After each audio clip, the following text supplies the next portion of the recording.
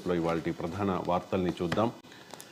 లౌకిక పౌర స్మృతి రావాల్సిందేనని స్పష్టం చేశారు ప్రధాని మోదీ. ప్రస్తుత సివిల్ కోడ్లో మతతత్వ ఛాయలున్నాయి. 78 ఏళ్లుగా ఈ ఇబ్బందిని ఎదుర్కొంటూ ఉన్నాం. మతం ఆధారంగా భేదం చూపించడం తగదు.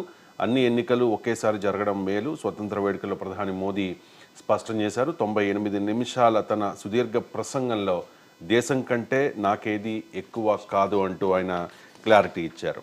అండ్ ఈ లౌకిక పౌర స్మృతి అది దేశానికి తక్షణ అవసరం. రాజ్యాంగం, సుప్రీంకోర్టు కూడా అదే చెప్పింది. 75 ఏళ్లుగా దాన్నే భరిస్తూ వస్తూ ఉన్నాం. ఇప్పుడున్నది మతపరమైన స్మృతి. సో ఆ సివిల్ కోడ్లో మతతత్వ ఛాయలు ఉన్నాయి. అది దేశానికి ఇబ్బందికరం అంటూ కూడా మోదీ కామెంట్ చేశారు. ఇక మోదీ మతపరమైన పౌర స్మృతి వ్యాఖ్యలపై కాంగ్రెస్ పార్టీ అభ్యంతరం వ్యక్తం చేస్తోంది. ఇది అంబేద్కర్ను అవమానించడమేనంటూ కామెంట్ చేస్తోంది. దేశంలో మతపరమైన పౌర స్మృతి కొనసాగుతోందని ప్రధాని నరేంద్ర మోదీ చేసిన వ్యాఖ్యలపై కాంగ్రెస్ మండిపడింది. ఇప్పటి వరకు దేశంలో మతపరమైన పౌర స్మృతి కొనసాగుతోందని ప్రధాని పేర్కొనడం అంబేద్కర్ను అవమానించడమే. ఆయన హిందూ వైయక్తిక చట్టాల్లో అనేక సంస్కరణలను తెచ్చారు. అవి 1950లకు వచ్చేసరికి వాస్తవ రూపం దాల్చాయి. సో అంటూ కాంగ్రెస్ పార్టీ మోదీ వ్యాఖ్యల్ని అబ్జెక్ట్ చేస్తోంది. ఇక రాహుల్ గాంధీ ప్రతిపక్ష నేత హోదాలో నిన్న స్వతంత్ర దినోత్సవ వేడుకలకు హాజరయ్యారు. ఈ వేడుకల్లో రాహుల్కు 5వ వరుసలో సీటును కేటాయించారు. వేడుకల్లో ప్రతిపక్ష నేతను గౌరవించరా అంటూ కాంగ్రెస్ పార్టీ క్వశ్చన్ చేస్తోంది. ఒలింపిక్స్ విజేతలకు మొదటి వరుస కేటాయించినందునే అంటూ రక్షణ శాఖ క్లారిటీ ఇచ్చింది. అయితే రాహుల్ గాంధీ దీని మీద ఎటువంటి వ్యాఖ్యలు చేయలేదు. ఆయన అయితే సైలెంట్గా ఉన్నారు. ఇక పేదల జీవితాల్లో వెలుగులు నింపుతా అంటూ ఉన్నారు ఆంధ్రప్రదేశ్ ముఖ్యమంత్రి చంద్రబాబు నాయుడు. పేదలకు కడుపు నిండా అన్నం పెడితే అదే సంతృప్తి అంటూ ఉన్నారు. ఏపీకి 5 ఏళ్ల తర్వాత మళ్ళీ స్వతంత్రం వచ్చింది. విధ్వంసక పాలన నుంచి విముక్తి కలిగింది.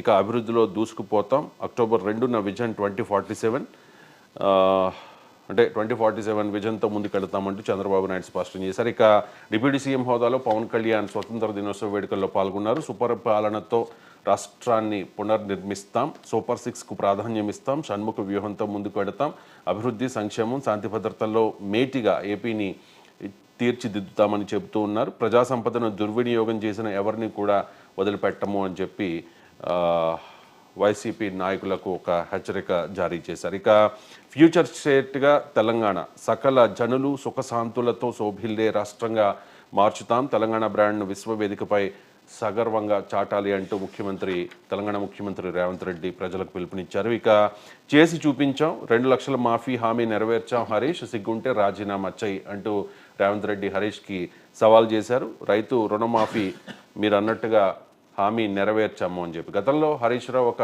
సవాల్ చేశారు రేవంత్ రెడ్డికి. మీరు ఆగస్టు 15 లోపులో మీ హామీని నెరవేర్చుకుంటే నేను రాజీనామా చేస్తాను అని చెప్పేసి. సో సిగ్గుంటే రాజీనామా చెయ్యి అని చెప్పి రేవంత్ రెడ్డి క్వశ్చన్ చేస్తూ ఉంటే హరీష్ రావు రెస్పాండ్ అయ్యారు. దీనికి సంబంధించి అబద్ధం కూడా ఆత్మహత్య చేసుకుంటుంది, రుణమాఫీ పూర్తి చేశామన్న సీఎం రేవంత్ వ్యాఖ్యలపై మాజీ మంత్రి హరీష్ రావు కౌంటర్ ఇచ్చారు. ఉమ్మడి ఏపీ తెలంగాణ చరిత్రలో ఇంత దిగజారుడు సీఎం ఇంకెవరూ లేరు, దగా చేసినట్లు తెలిసాక రాజీనామా మీరే చెయ్యాలి అంటూ కూడా కౌంటర్ ఇచ్చారు. ఇక కేటీఆర్ రెస్పాండ్ అయ్యారు. ఈ మధ్యకాలంలో వస్తున్న వార్తల మీద బీజేపీలో బీఆర్ఎస్ విలీనం అవుతుందంటూ తప్పుడు ప్రచారం చేస్తూ ఉన్నారు. అలాగైతే మా ఆడబిడ్డ జైల్లో ఉండేదా, అంటే కవిత జైల్లో ఇన్నాళ్ల పాటు ఉండేదా లోపాయికారి ఒప్పందం ఉంటే.